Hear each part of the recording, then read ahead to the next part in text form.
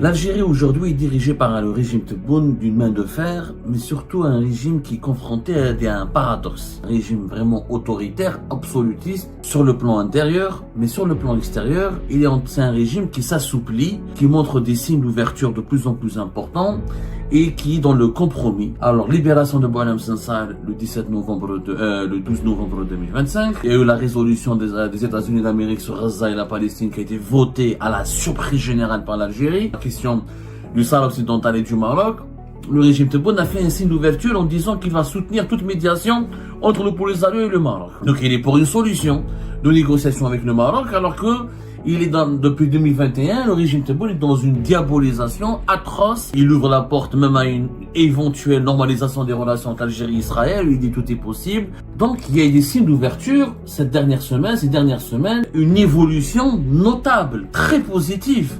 On n'est plus dans le discours martial, belliqueux, agressif. Le régime Tebboune est en train de s'assouplir et ça, c'est les effets de l'administration Trump. On voit que depuis l'arrivée de Donald Trump, Tebboune a changé de méthode, a changé de manière de parler, a changé d'approche. Il y a aujourd'hui une volonté d'ouverture, une culture du compromis qui s'installe au plus haut sommet du régime Tebboune et du régime algérien.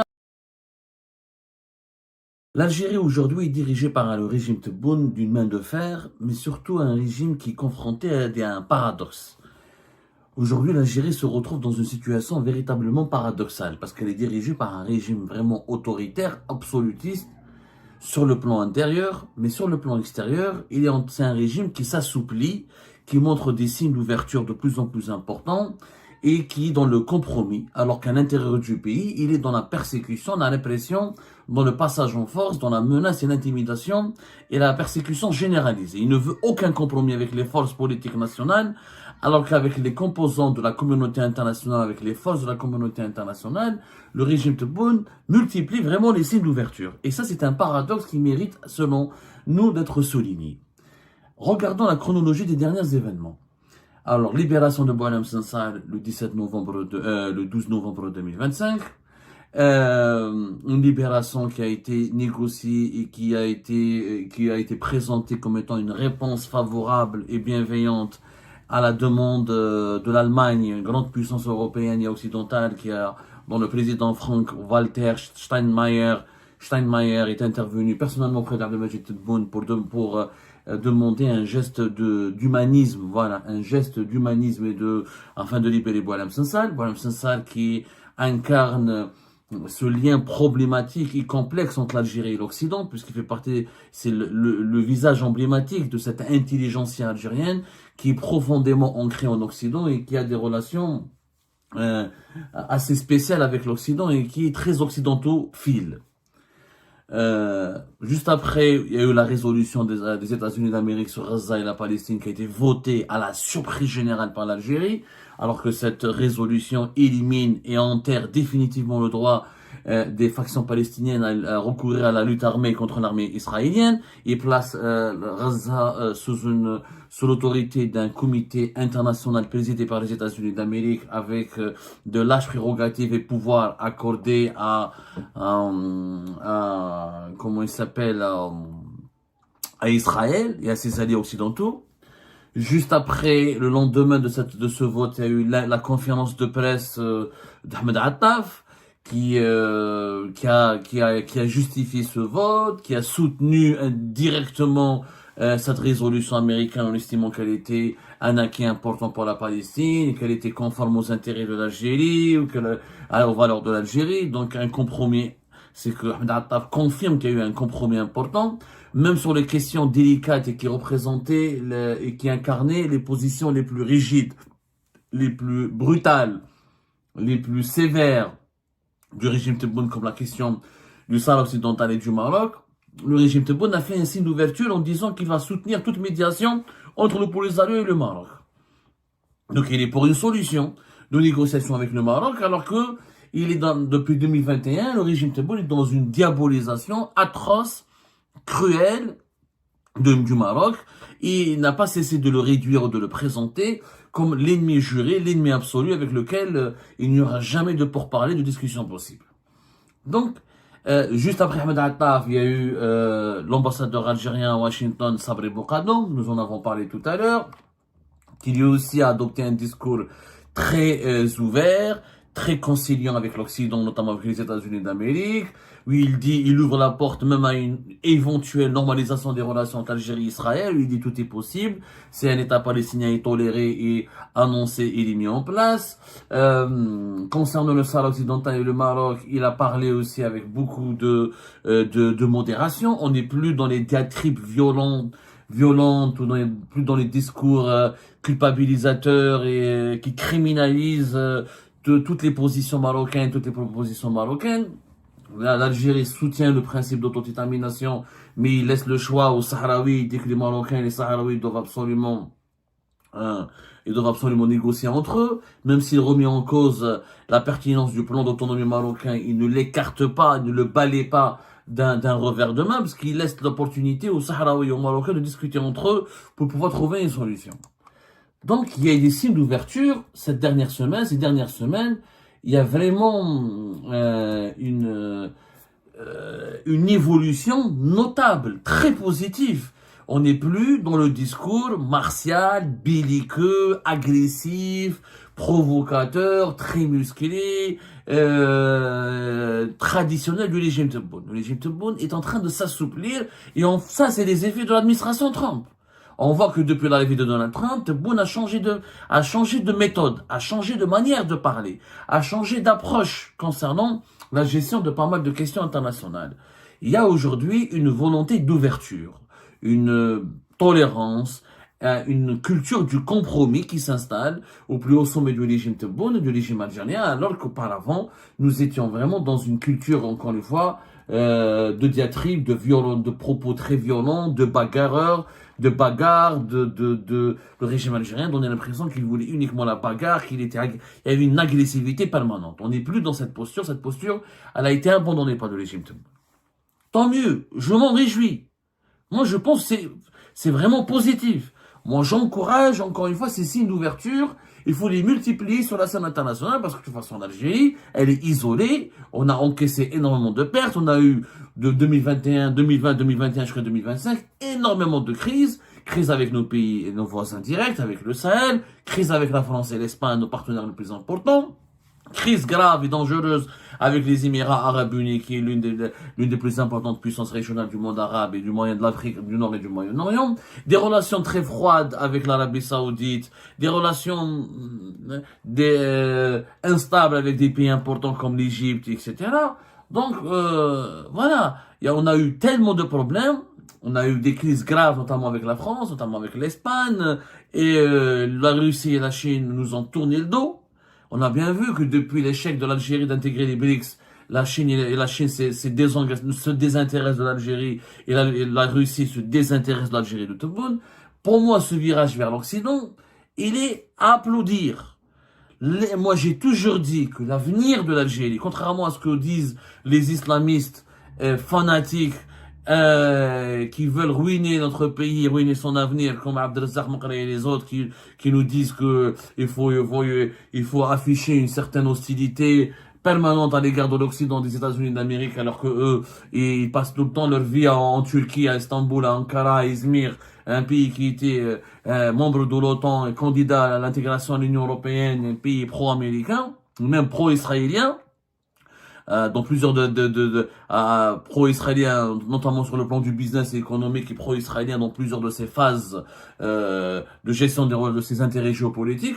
Les islamistes algériens, ils veulent faire de nous le phare de l'anti-impérialisme américain, alors que eux, ils sont alliés du phare turc qui est le phare de l'impérialisme de l'impérialisme américain et occidental dans la région du Moyen-Orient, de l'Afrique du Nord. Moi, j'ai toujours dit, je suis très cohérent avec mes principes, avec ma vision du monde.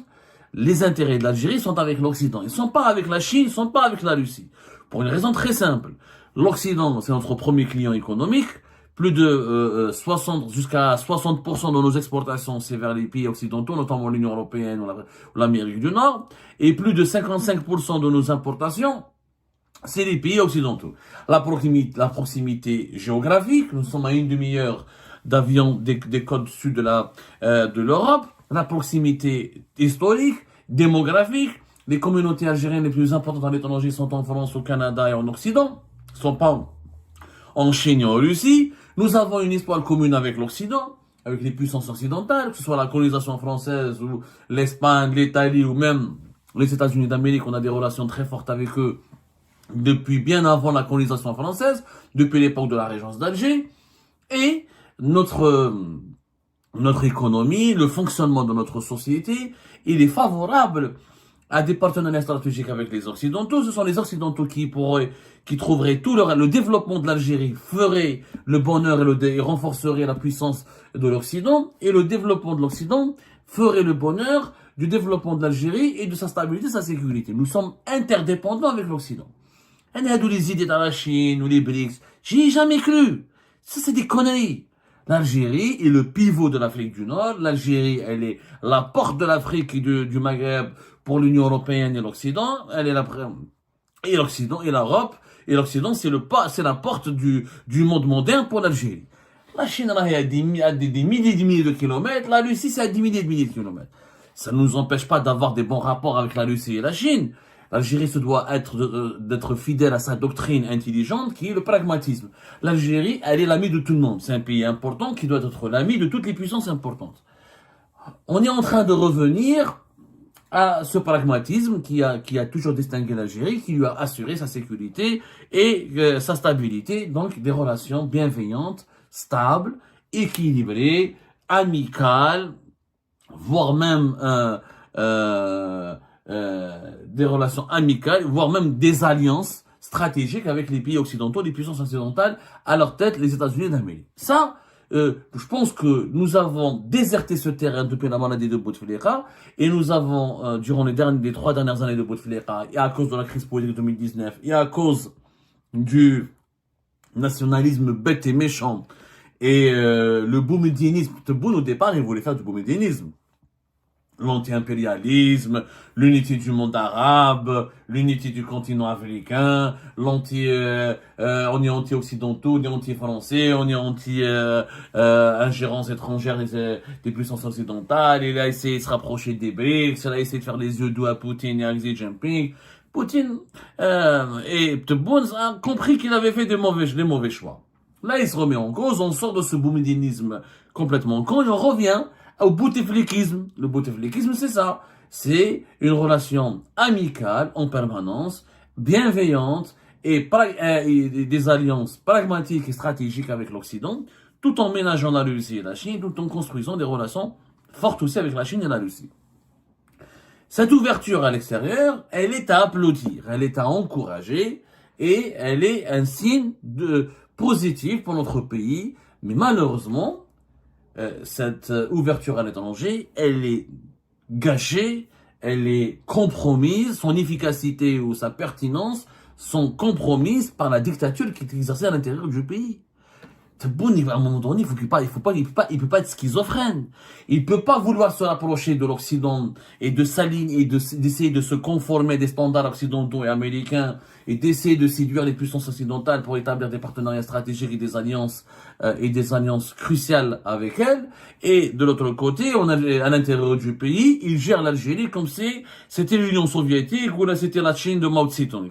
Dictature absolutiste, autoritarisme violent et répressif, persécution généralisée, emprisonnement des opposants, société civile bâillonnée, presse indépendante éliminée, réseaux sociaux contrôlés et les avis, la liberté d'expression elle est criminalisée. Ça ne peut pas durer comme ça. Cette schizophrénie, elle est contre-productive pour Tebboune lui-même. Pour Tebboune lui-même.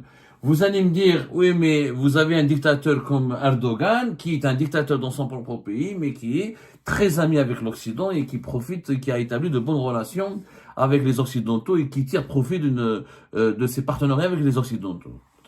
La Turquie d'Erdogan, elle respire mieux, elle est beaucoup plus démocratique que l'Algérie de Tebboune. En Turquie, il y a des partis de l'opposition qui s'expriment, il y a des emprisonnements, il y a des incarcérations, mais la liberté de la presse en Turquie, elle est plus élevée, elle est meilleure qu'en Algérie. La société civile turque, elle est meilleure qu'en Algérie. Erdogan a laissé un seuil tolérable de liberté publique et individuelle. C'est pas le cas de l'Algérie. Les Turcs peuvent critiquer Erdogan. J'ai pas vu, moi, en Turquie, des milliers de Turcs qui sont en prison pour un commentaire sur Facebook. On a dépassé le modèle d'Erdogan. Erdogan est un despote. C'est un despote. En Algérie, Tebboune, il est un tyran. Et qui va واحد على الجانب pas fait que Erdogan. Je n'ai pas vu là en Turquie parce que la directrice de Croissant Rouge turque, est-ce qu'il y a eu des Turcs qui ont été emprisonnés, torturés, déshabillés et maltraités parce qu'ils ont fait des commentaires sur Facebook sur une femme qui est proche du président Erdogan? Je n'ai pas vu il y a des dérives en Turquie, il y a des dérapages, mais qui sont contrôlés. Il y a un seuil de liberté publique et individuelle qui reste plus élevé par rapport à l'Algérie. Je compare pas la Turquie par rapport à la Turquie d'avant Erdogan ou la Turquie par rapport aux pays de l'Union européenne. Je parle de la Turquie de Tebboune, la Turquie d'Erdogan par rapport à l'Algérie de Tebboune. Les Turcs respirent mieux que nous. Il n'y a plus d'opposition.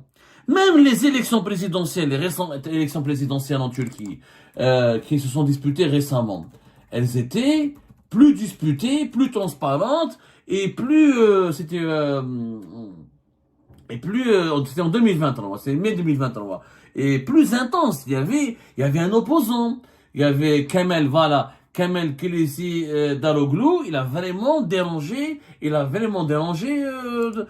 comment on appelle ça, Erdogan. Et puis le score était un peu serré, c'était quand même assez dur. Il y avait vraiment il y avait vraiment du suspense, il y avait vraiment un débat, il y avait un affrontement d'idées. Donc, voilà, Erdogan a remporté le deuxième tour à 52%. Mais je suis à 90% et quelques qui m'a fait Tebboune, l'Algérie de Tebboune.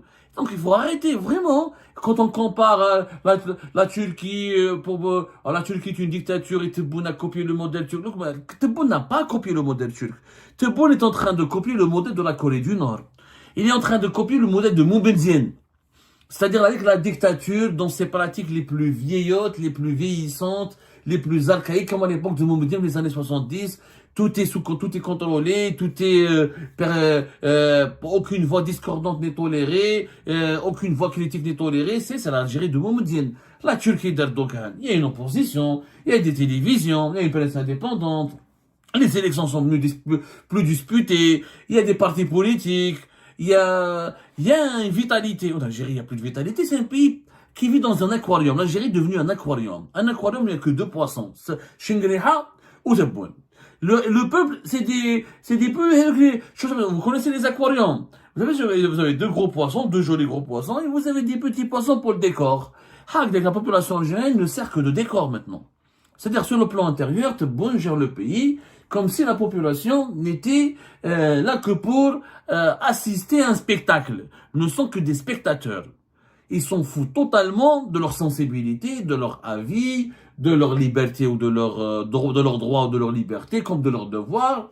La population, elle est traitée avec beaucoup de mépris de la part du pouvoir actuel qui est le régime Tebboune. Pourquoi? Parce que Tebboune pense qu'il contrôle la situation du pays. Il pense qu'à l'intérieur, tout est sous contrôle. L'armée, elle est domestiquée. Avec Shingriha, Tebboune et Shingriha, ils ont domestiqué l'armée. Tous les chefs les plus importants de l'armée, ils ont été emprisonnés ou mis à la retraite. Donc l'armée est totalement fidèle et loyale à Tebboune. Les services secrets sont déstructurés. Il n'y a pas de patron des services. Chaque année, 2 ans, on change de patron. Et le patron qui vient, il part en prison. Et celui qui est en prison est réhabilité. Donc les services de renseignement sont déstructurés. Ils ont perdu leur pouvoir d'influence. Et les autres agences, les autres services de sécurité comme la gendarmerie et la police, ils sont domestiqués aussi, asservis. Et quand leur directeur, leur patron essaie de dévier du droit chemin, ils sont enlevés, menacés, ils sont limogés, relevés et menacés d'emprisonnement. Donc sur le front, pour Tebboune, le front intérieur, il est calme. Il est dominé, il est ultra dominé. Le problème est à l'extérieur. Tebboune, donc pourquoi il fait des compromis au niveau international, au niveau de la politique étrangère? Parce que c'est là où il se sent sous pression. Parce que c'est là où il voit qu'il perd ses bras de fer. C'est là où il voit qu'il est en recul, il est en difficulté, il est en danger. Sur le plan interne, Tebboune ne pense qu'il n'est pas en danger, ce qui est une erreur. Une erreur. Pourquoi une erreur? D'abord, il faut se méfier des peuples trop dominés, trop silencieux. Parce qu'un volcan, les peuples, c'est comme les volcans. Vous savez, les volcans, ils peuvent être silencieux, ils peuvent être morts, ils peuvent ne pas exploser pendant des siècles. Et du jour au lendemain, paf, vous avez une explosion de volcans. Et vous avez une catastrophe naturelle de grande ampleur. C'est ça les peuples. Les peuples peuvent se réveiller, exploser comme les volcans qui dorment. Comme les volcans qui somnolent. Ça, premièrement. Deuxièmement, avoir une société civile détruite, une population déprimée et soumise, ça ne fait pas la force d'une dictature. Au contraire, ça multiplie les fléaux sociaux, ça empêche le développement économique parce que la population elle est démissionnaire, elle n'est pas motivée. La majorité des talents du pays veulent fuir. La majorité de l'élite économique du pays veulent fuir, ne veulent pas travailler. Donc la dictature n'arrive pas à créer de la richesse. Les dictatures, pour qu'elles durent, il faut qu'elles trouvent un compromis avec une base populaire. Elles doivent disposer d'une base populaire parce qu'il leur faut les dictatures, pour durer dans le temps, il leur faut de la prospérité. Il leur faut fournir un bien-être à la population. Et même les dictatures elles-mêmes, elles ont besoin de ressources financières tirées d'une certaine croissance économique pour durer dans le temps. Sauf que la population algérienne ne travaille plus, tout le monde est déprimé. Il n'y a plus d'entrepreneurs et d'hommes d'affaires de qualité. Il n'y a plus de partis politiques de qualité. Il n'y a plus de médias de qualité. Donc la dictature, elle est isolée dans la société elle-même. Et elle n'est pas capable de trouver des nouvelles idées ou de nouveaux projets ou des solutions à ses propres dysfonctionnements, puisqu'il y a personne il y a plus de force de proposition. Un dictateur, il a besoin d'une force de proposition. Quand un dictateur élimine tout tout ce qui l'entoure, quand il sème que la désolation, que le silence, que la répression, que la persécution, il se passe quoi? Il se passe qu'il va diriger un pays mort-né, un pays moribond, qui ne produit ni richesse intellectuelle, ni richesse matérielle. Un tel pays ne survivra pas aux crises. Et ben voilà les amis, c'est la fin de cette vidéo. Je vous remercie comme d'habitude pour avoir suivi jusqu'à la fin. N'oubliez pas de nous laisser vos commentaires et vos réactions sur cette vidéo et de vous abonner à la chaîne si vous n'êtes pas encore abonné. Donc voilà, ça fait vraiment plaisir de voir vos commentaires et vos réactions et vos discussions sur la section des commentaires. C'est très intéressant et je vous prie toujours de garder le respect et un petit peu la bonne ambiance pour tout le monde. Donc voilà, merci beaucoup et à la prochaine dans une nouvelle vidéo. Au revoir.